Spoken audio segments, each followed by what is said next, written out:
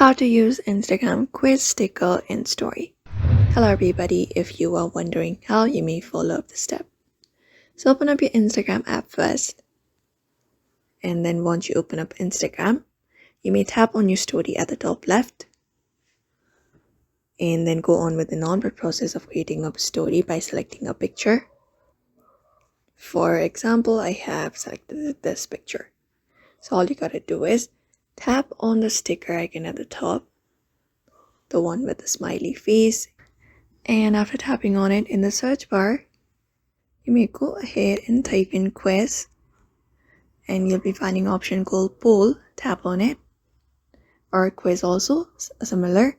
So all you gotta do is simply tap on ask a question. So all you gotta do is ask a question, and you may add options according to your preference.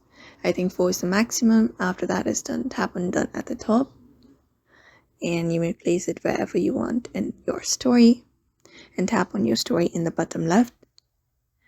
And once your story is posted, other people will be able to access the quiz and be able to answer your questions on Instagram. So that is it for now. I hope this video was helpful. Give it a thumbs up and subscribe for more tips and tutorials, and we will see you on the next one.